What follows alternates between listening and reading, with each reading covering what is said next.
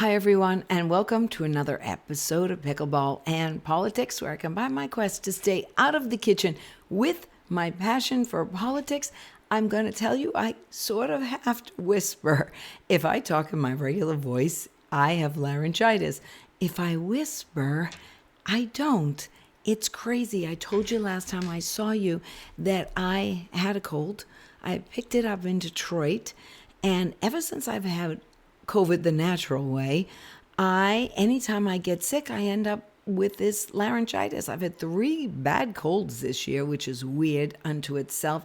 And each time I get laryngitis, if I talk in my regular voice, it will crackle and sound terrible if I just talk normal. But if I whisper, it's better. So I'm going to try to whisper because I just had to come on and talk about the debate last night. What the hell was that? You just lived through history last night. If you watched the debate between President Joe Biden and President Donald Trump, you know you lived through history. That might have been one of the, no, it wasn't, it might have been. It was the worst debate performance ever, toppled completely Nixon sweating like, crazy back in 1960. It completely toppled that.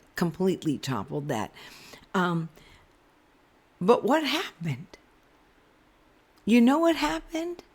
Joe Biden not only exposed to the 50 million plus households and people who are watching that debate, that he is completely incapable of being the president of the United States.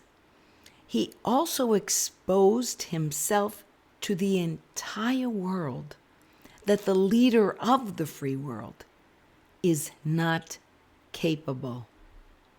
When the debate started, I was just like, oh no, my Super Bowl? Yeah, my Super Bowl. Okay, I told you it was my Super Bowl last week. I'm like, this is the best game ever. Oh my God, this is unbelievable what is happening here. But then as the night went on, I started to get a really bad feeling, because Joe Biden performed so poorly. There is no way that the Democrats are going to allow him to stay on the ticket. None at all. Today, Biden is like, oh yeah, I just had a bad night. I don't debate as good as I used to, but I'm still there. Oh no. The man couldn't walk off the stage. The man, when Trump was answering and they had the split screen, was just like, I never seen anything like it in my life. It was like he had no preparation for this at all. Yet he was at Camp David for a whole entire week.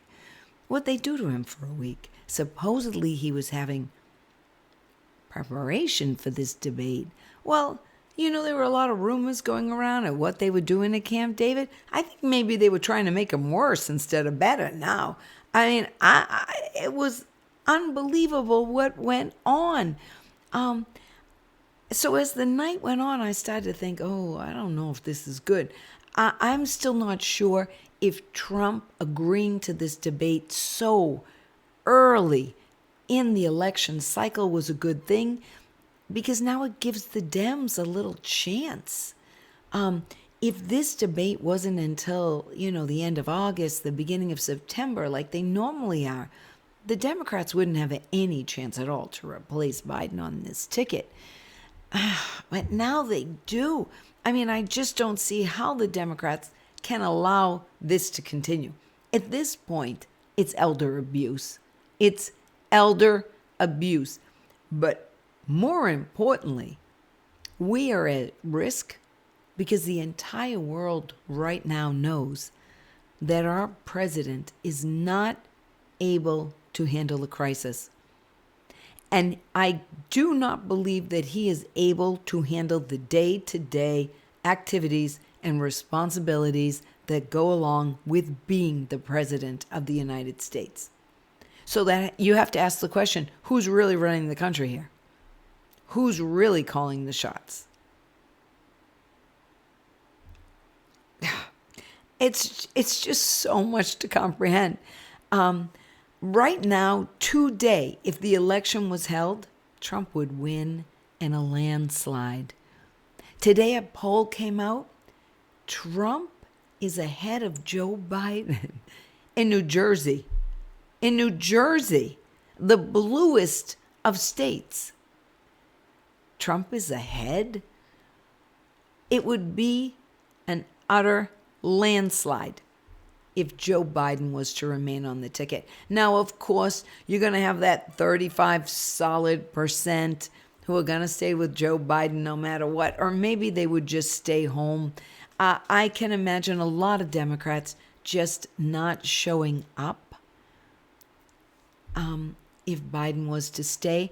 A lot of people think it's just so simple to get him off the ballot, and it's not that simple.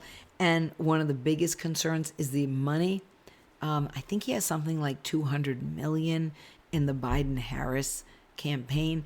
It could still go to Harris, but it can't go. But it's Biden's. It's in their war chest.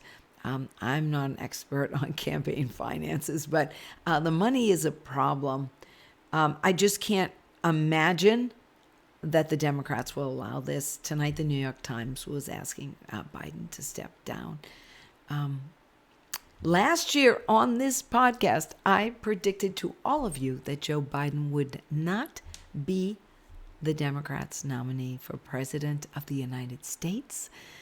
And I don't want to say I told you so, but because it hasn't happened yet. But it's getting pretty darn close to that. I'd love to know what you thought of the debate. And I also want to know, how do I get rid of this? Now, I'm going to go back to my regular voice because you can see if I go to my normal tone, it's bad, bad, bad.